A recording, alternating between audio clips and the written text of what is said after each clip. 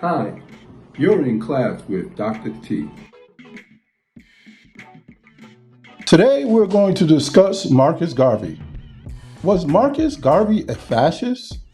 First, let's define this word fascist. A fascist advocates for an autocratic and nationalistic system of government, often characterized by dictatorial power, forcible suppression of opposition, and strong regimentation of society and the economy.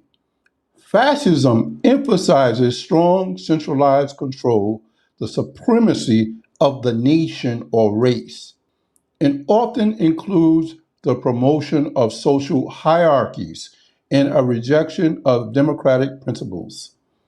The ideology emerged in the early 20th century Europe with notable examples including Benedetto Mussolini of Italy and Adolf Hitler, Nazi Germany. Marcus Garvey, a prominent early 20th century Black nationalist leader, is not accurately described as a fascist.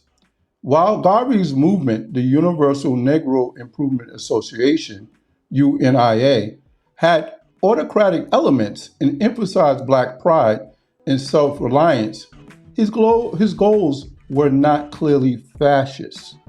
One, Garvey was never a head of a nation or state, or had the kind of power over other people's lives, like the fascists of his generation did. So we don't really know what leadership would have looked like under Marcus Garvey. Yet we will see that Garvey did embrace some ideologies about race and social hierarchies in particular that were problematic and should be challenged.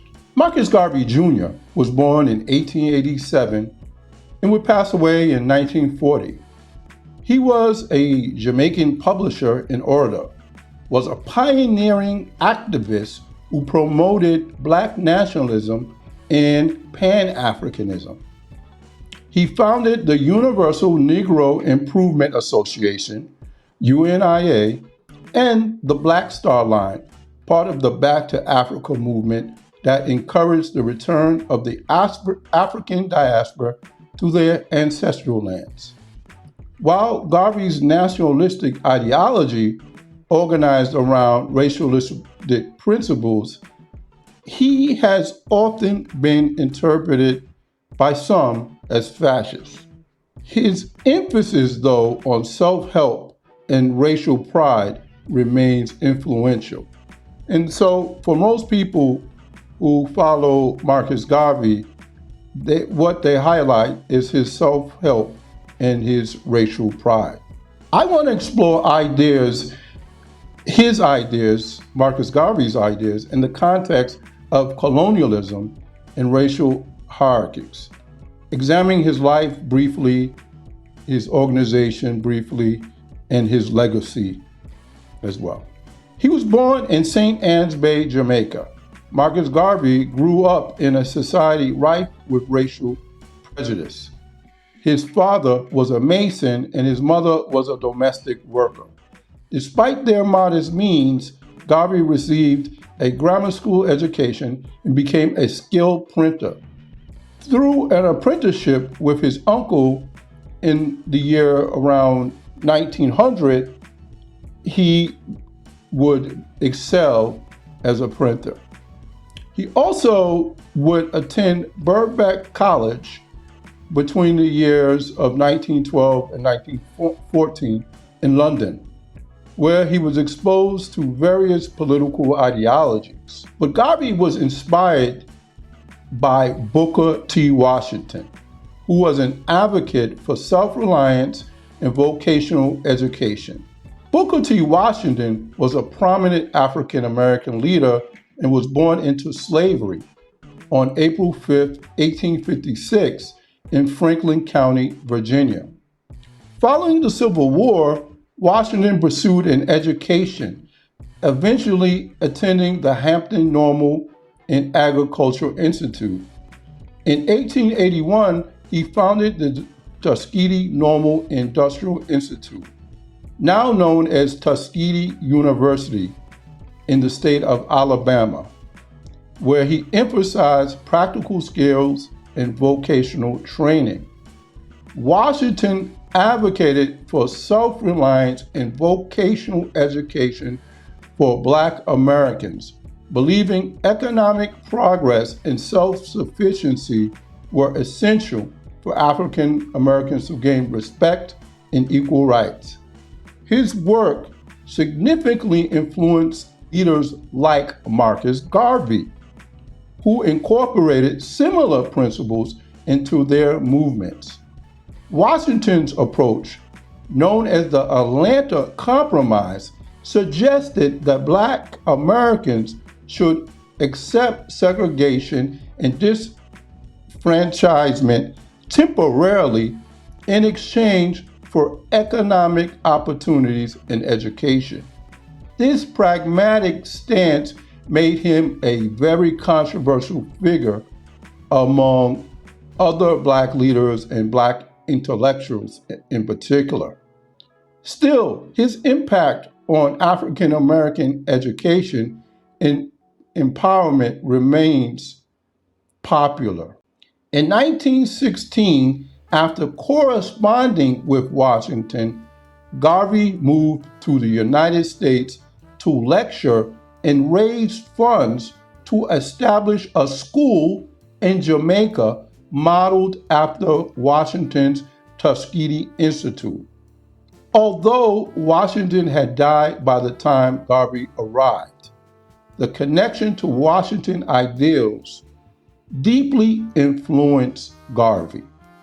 In 1917, Garvey and 13 others formed the first UNIA division outside of Jamaica, advancing ideas to promote social, political, and economic freedom for Blacks. The UNIA quickly grew, establishing chapters across the Caribbean, the United States, and Latin America. By 1919, the organization's membership had exceeded 2 million, with affiliates in Brazil and Africa. Garvey's vision for the UNIA was grand and multifaceted. In 1918, he launched the Negro World newspaper, which became a vital tool for spreading his message. One of his most ambitious projects was the Black Star Line, a shipping company intended to facilitate commerce and migration between Africa and the Americas. The UNIA acquired its first ship, the Frederick Douglass, in September 1919. But the enterprise faced significant challenges, including mismanagement and opposition from the U.S. government. Garvey's efforts extended to the establishment of the Negro Factories Corporation, which sought to create an economic infrastructure for African Americans by establishing various businesses from grocery stores to manufacturing plants. His Back to Africa program aimed to develop Liberia by building colleges, universities, industrial plants, and railroads.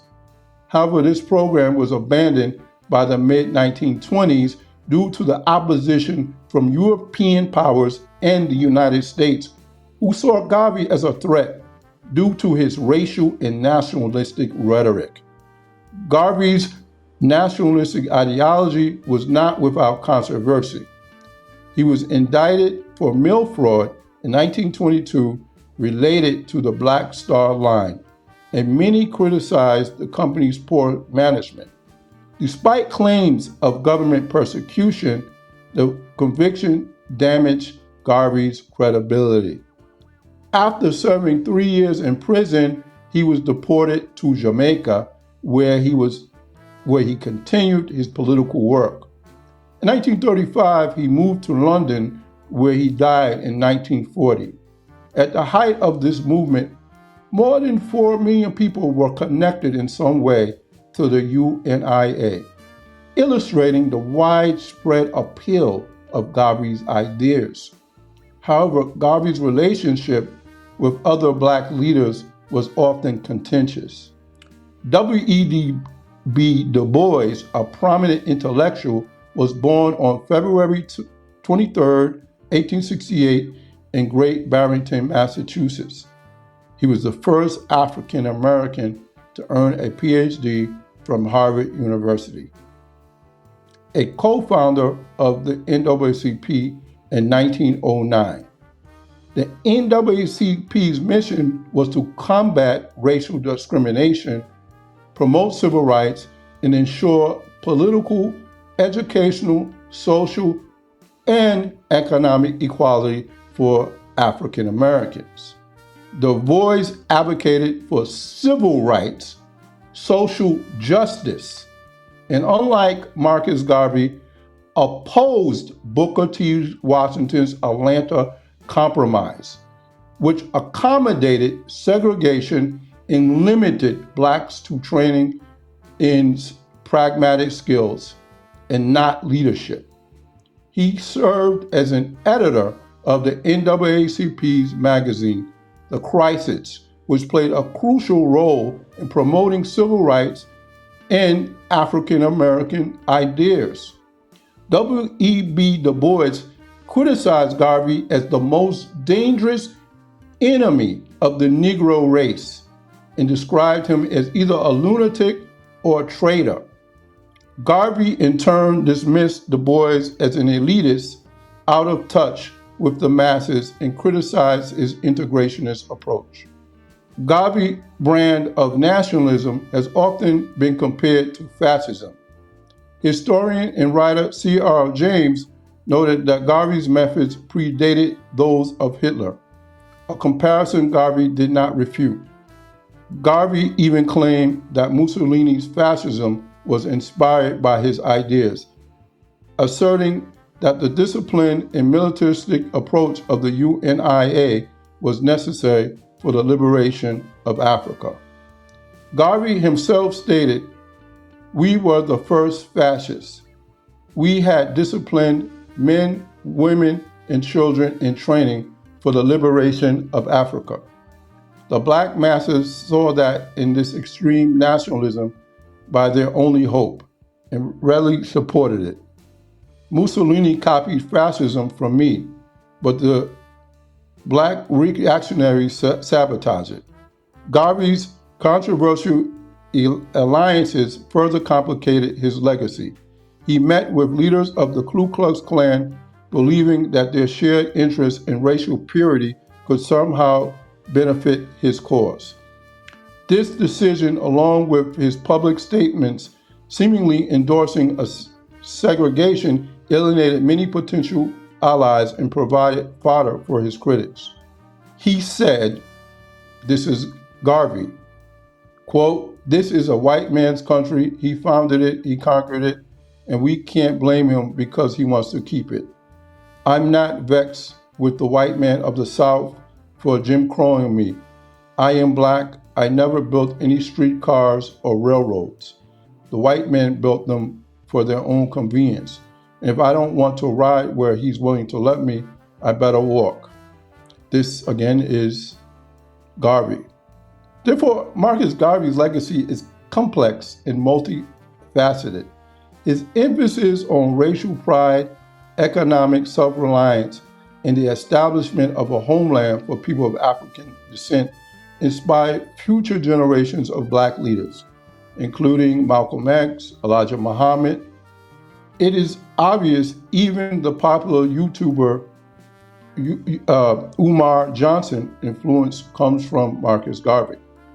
While some view Garvey's ideology as a kind of proto-fascism, it is essential to understand Garvey within the context of his time, a period marked by colonialism and pervasive racial hierarchies. Despite the controversies, Garvey's vision of black empowerment and unity continues to influence contemporary discussions about race and identity. In the end, the idea of separate races in a naturalized space that these races belong to or belong to specific homelands is wrongheaded. Race is a social construct. There are no pure races. There's only one race, the human race. We are all interconnected. However, in the time of Garvey, racial ideology was the norm. Therefore, the UNIA provided a space for people of African descent who had been taught in the era of colonialism that people of African ancestry were inferior. Garvey had provided a movement where blackness was either superior or at the very least equal, and they had a right to their own homeland, a place in Western society. Marcus Garvey provided this dream, a dream that African people should take their place in the Western world. It was a dream to humanize them within the context of a white supremacist society where colonialism had been normalized. Still, we need to think of how to fight anti-Black racism without being racist. That means avoiding language that doesn't recognize our common humanity, that doesn't understand how race is a constructed idea. How can that be done? We should not fight one myth with another myth. People like W.E.B. Dubois, Frederick Douglass, A. Philip Randolph, Ida B. Wells, Martin Luther King Jr., Fannie Lou Hamer, and many others have showed us other ways that I think are worthwhile in studying. They may not be as seductive as Marcus Garvey, but ultimately can draw results, and I think are worthy of studying. What do you think? Please hit the like button and comment below. Thank you.